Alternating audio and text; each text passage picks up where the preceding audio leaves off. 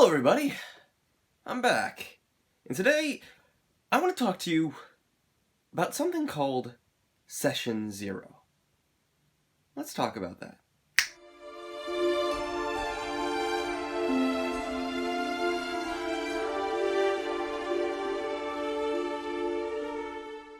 Now, I meant to do this episode about 2 weeks ago, and unfortunately, when I finished filming it, I didn't feel like I did it justice, and it felt wrong. It was also kind of bad timing. But I'm hoping that this does justice, but without further ado, let's move on. Session Zero. It's an interesting concept. The session that takes place before the session of, well, the main game. It's not really talked about much. Most games that I've taken part in, or at least have seen, consist often of a DM contacting their friends, telling them that they have an idea for a D&D campaign, to create a character for D&D 5e or whatever system, and everybody meeting up at the table. Players talk, they meet if this is the first time they've been ever introduced to each other, and then the game starts. The DM tells a tale, characters meet, they mingle, and stories are shared. There's nothing wrong with the start right off the bat sort of game style. But what I've often found in these games is that when a Session Zero is not had, certain problems come up mid-campaign that really should have been addressed much earlier. What is Session Zero, and what will you do exactly to make Session Zero work? How will Session Zero prevent some of those more nasty issues that seem to come up later in the campaign? How do you set up a Session Zero? Well, to start, you set up a Session Zero just like you'd set up any other campaign, or D&D session for that matter. You call your friends, tell them you have a campaign idea, and tell them to meet up. Simple as that. You meet up at preferably the location where you're going to be meeting up for the most part, whether that be online, whether that be in person, or at a game store, though I usually think that in the comfort of your own home is the best option.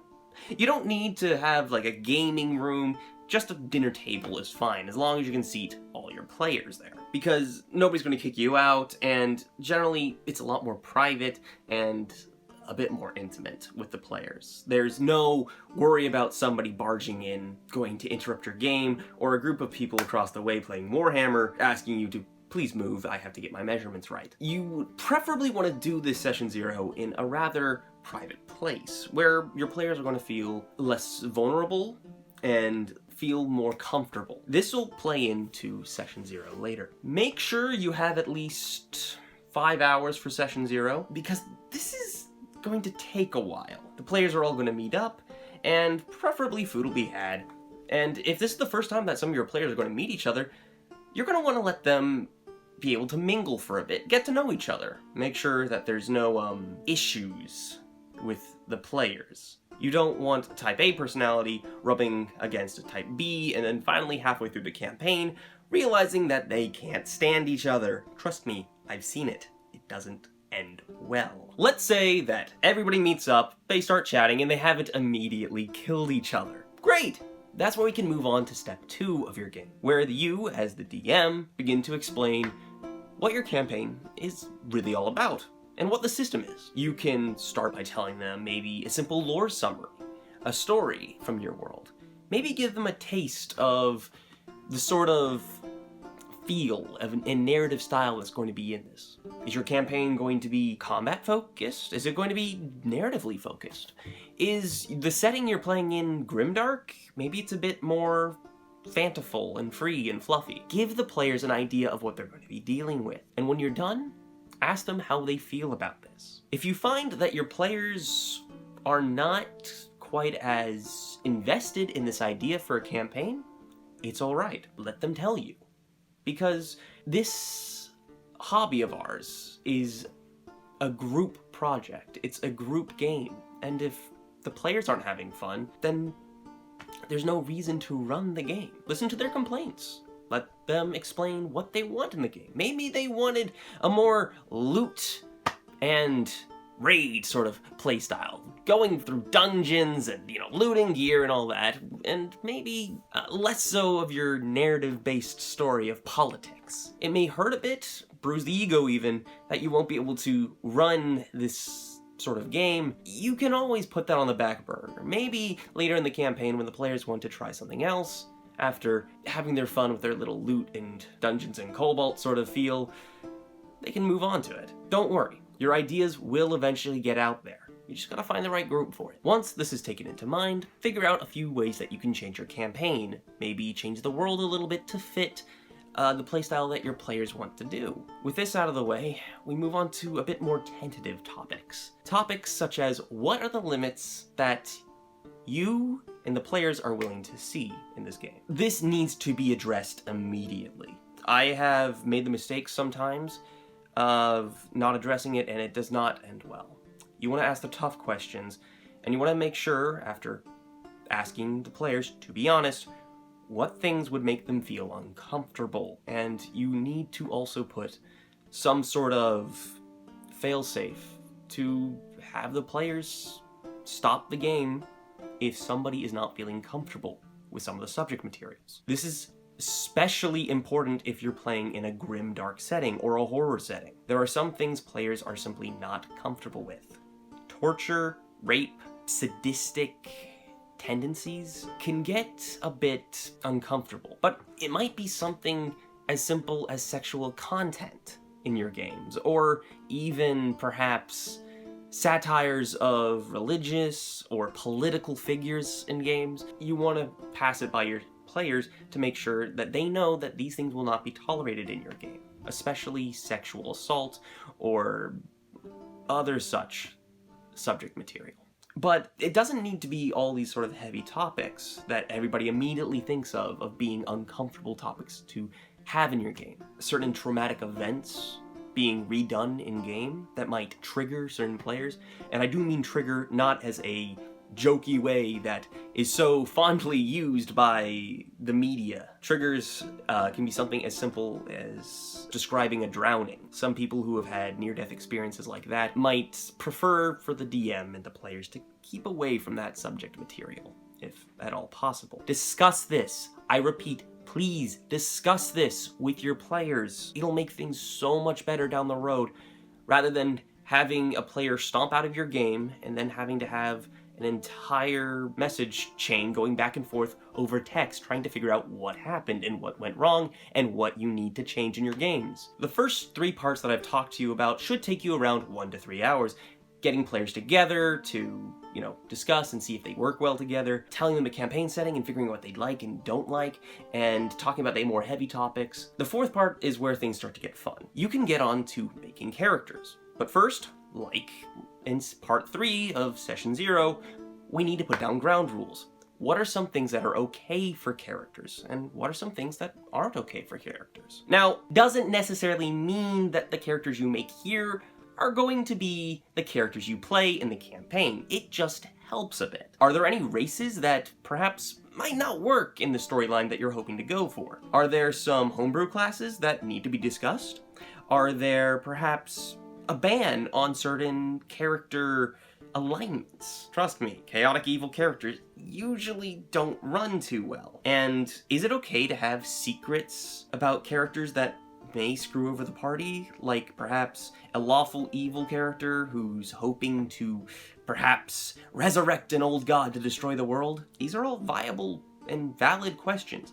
And I know the last one might take some kick out of some plot twists if the character who you thought was good all along turned out to be evil, and quite clearly you were the one who asked if evil characters who had secret plots could be played as long as they pretend to be lawful good characters. But I think that this is necessary. As awesome as the GM and that one player who plays that lawful evil character might find it, to have this awesome twist where one of the own party members betrays the party, 9 times out of 10, the party just kind of feels salty about everything. Nobody likes betrayal.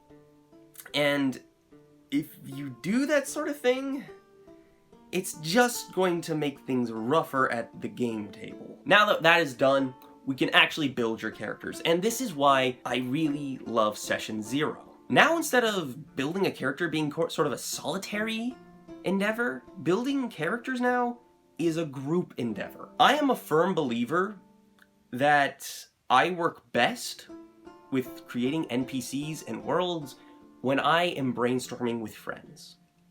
I have made some of my best characters when I am talking with friends about concepts, and they add to it. They add new layers of depth. They add new ideas. I actually got a very good example of this recently in the Wizards campaign that I was playing a while ago, where 2 new players joined up, and they were building their characters together, stat block for stat block.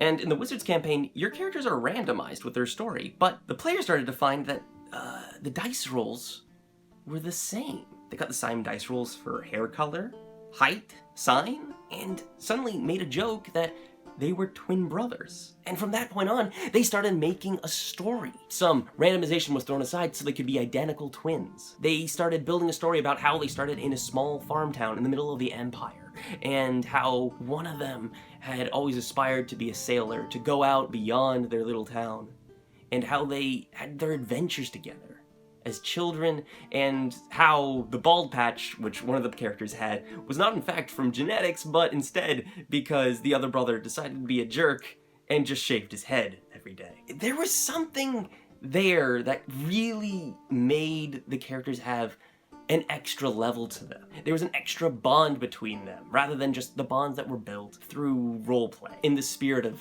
Dungeons and Dragons and all those other RPGs. The last hour and a half to 2 hours taken up by a swarm of character creation and concepts being thrown back and forth, and the excitement of all these ideas and things that you can't wait to explore. There's one less concept you need to bring to the table. How are we going to handle bringing in new players? If you have a long campaign, it's inevitably going to happen. A player simply can't be part of the game anymore. Perhaps they're gone for extended period of time, or simply move.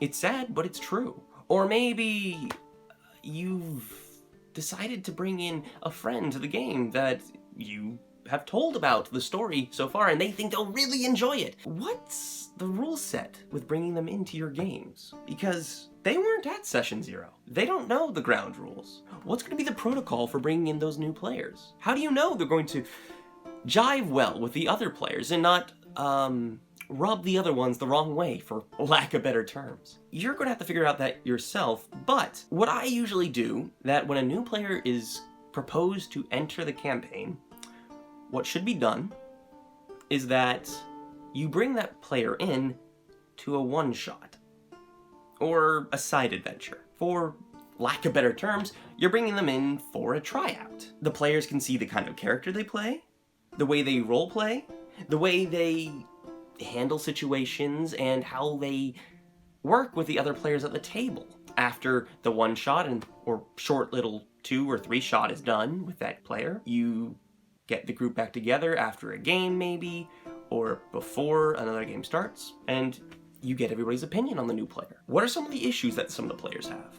Do they believe these issues can be overcome if the new player is told about them? What are some of the concerns they have about the way that character was acting? A vote should be had, preferably with 2/3 majority leading, and once that's decided, bring in the new player. But that's personally my way of dealing with it. There's 101 different ways you can do it yourself.